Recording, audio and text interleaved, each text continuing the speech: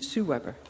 Thank you, Presiding Officer. To ask the Scottish Government what its response is to the recent independent inquiry carried out by Vicky Ling into the Edinburgh Rape Crisis Centre and the subsequent resignation of its Chief Executive, Mridul Wadhwa. Minister Cook-Stewart. Thank you. The needs and safety of survivors of rape and sexual assault must be the utmost priority of support services. It is totally unacceptable, as the report makes clear, that survivors were let down by a core failure of Edinburgh Rape Crisis Centre to deliver services to NSS standards. This report highlights important areas where action is needed to ensure survivors can confidently continue to access support from the Edinburgh Rape Crisis Centre. And I welcome the intention of the Centre's board to implement all of the recommendations. The employment decisions of the ERCC are a matter for the board, and I cannot comment on individual cases. And I do hope that the board and the interim CEO are now in place and can be given the space to continue to rebuild the service and confidence within it. Sue Webber. I thank the Minister for that response, but the truth is, Minister, that Edinburgh Rape Crisis Centre and Rape Crisis Scotland have been reliant on Scottish Government funding in recent years. The Scottish Government dismissed those with gender-critical beliefs, and this attitude has filtered down to organisations dependent on their funding.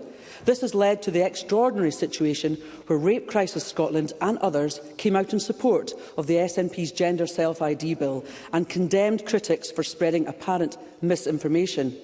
If Edinburgh Rape Crisis Centre and Rape Crisis Scotland are to change their culture, so too must the Scottish Government.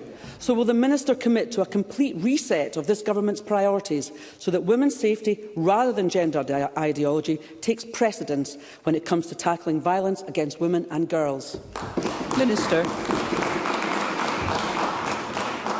Women's safety is paramount for the Scottish Government, and we do continue to fund the Edinburgh Rape Crisis Centre to support survivors of rape and sexual assault, as we do for rape crisis centres across the country, as this funding is needed for the vital work done to support survivors. The Scottish Government can discontinue funding if those funds are not used in line with the conditions of the grant being met. Vicky Lynn's report highlights the positive impact of the services provided by Edinburgh Rape Crisis to a significant number of survivors who have used their services. Our fund manager, Inspiring Scotland, will continue to work with the board of ERCC as they implement the necessary changes recommended by Vicky Lynn's report. Sue Webber. Minister, the independent report was scathing. It stated that ERCC did not put survivors first. And this shocking revelation forced the CEO to resign over the weekend. But she previously said that survivors should be challenged on their prejudices.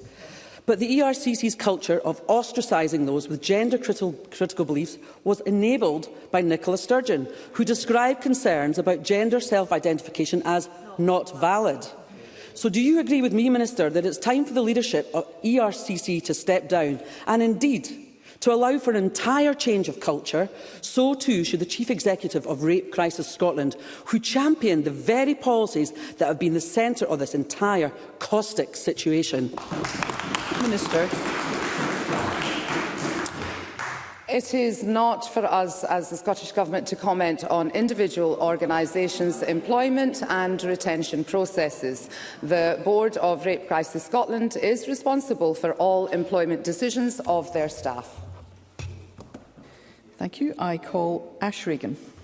Thank you, Presiding Officer. The Government unfortunately cannot continue to distance themselves from the situations that they're pushing a certain type of ideology and the circumstances that have arisen from that. The Government now really must provide some leadership on this, and I would like to know what action the Scottish Government will take immediately to investigate the reasons why oversight by Rape Crisis Scotland did not prevent a male from being employed across various different roles that have single-sex exemptions, which led to these egregious erosions of safeguarding. which allowed a now convicted sex offender to self-identify his access to rape trauma services, and the failure of that service then to support vulnerable women. The government must show some leadership on this issue. Minister.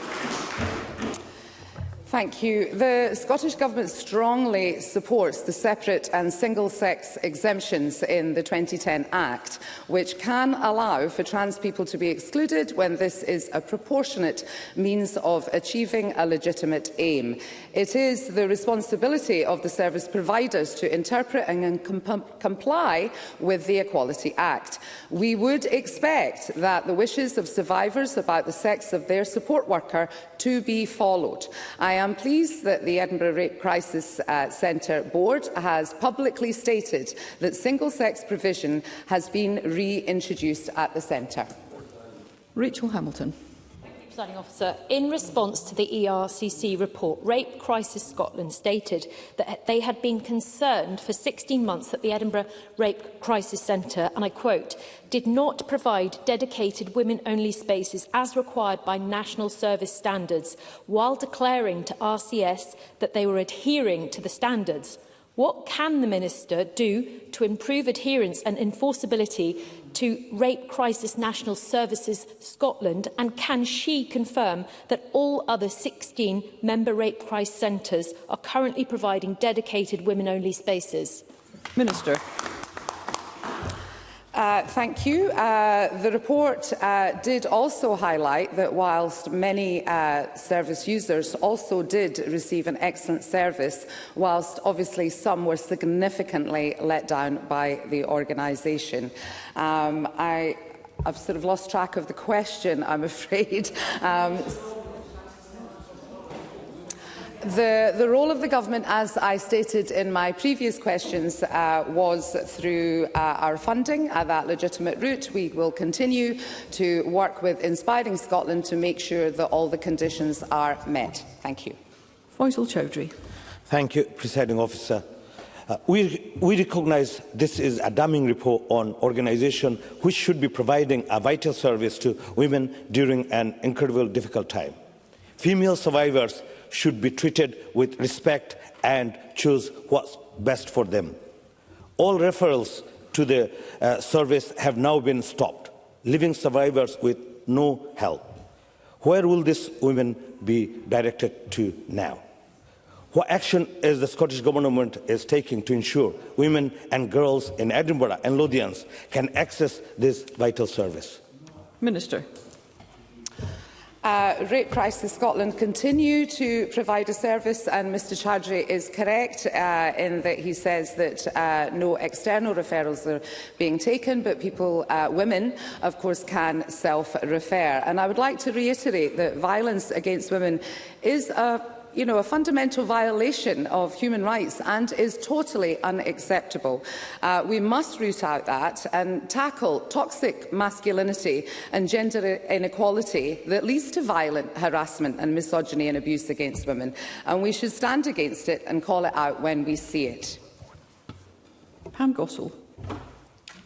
Thank you, Presiding Officer. During the debate on the Gender Recognition Reform Bill, I brought forward amendments which ensured that those seeking health care, such as cervical smears, can request to be treated by biological female staff.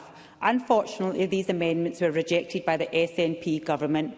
I have spoken to many survivors of male violence, many of which have expressed the importance of female counsellors and staff at rape crisis centres. Therefore, I ask the Minister, does she not believe that female victims of rape and sexual assault ought to know the biological sex of those offering them support? Minister. I am very, very sympathetic to the needs of survivors, and I do believe that they should have their needs put before anything else. I think I have stated that quite clearly. I would also like to remind Parliament that the Gender Recognition Reform Bill was not, in fact, enacted. Thank you. That concludes topical questions.